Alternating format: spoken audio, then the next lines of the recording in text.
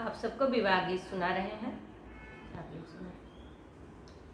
चारू भैया मिली घोड़वा कुदावै, बछड़वा कुदावै, अरे चल भैया बन के अहेर जी।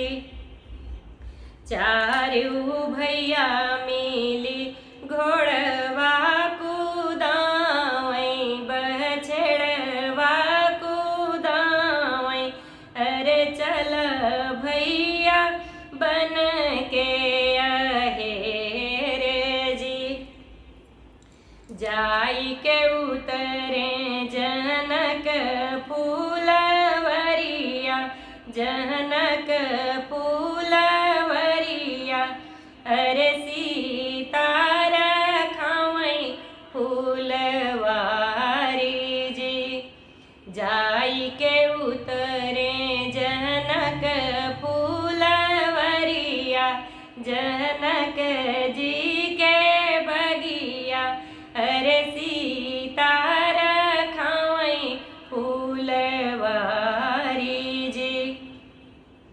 के करियहु तूहू बारी बिटियवा, अरे प्यारी बिटियवा, अरे के करी रखावो फूलवारी जी। के करियहु तूहू बारी बिटियवा, दुलारी बिटियवा, अरे के करी रखावो फूलवारी जी। इतनी बचन सुनी सिया सुकुमारी, अरे सिया सुकुमारी, अरे सुना सब बचन हमारे जी। अरे सब सुनो बचन हमारी जी।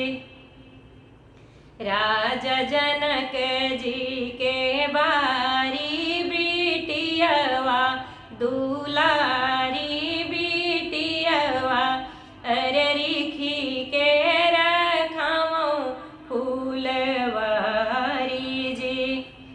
अरे राजा जनक जी के बारी बिटियवा, दुलारी बिटियवा, अरे ऋषि के रखावो फूलवारी जी। जऊ तुहु अहु सीता जनक बिटियवा, अरे जनक दुलारी, अरे तब बैठऊ बगले हमारी जी। अरे तब बैठऊ बगले हमारे जी। जऊ मोरे बाबा हो कुश लई संकल पै, अक्षत लई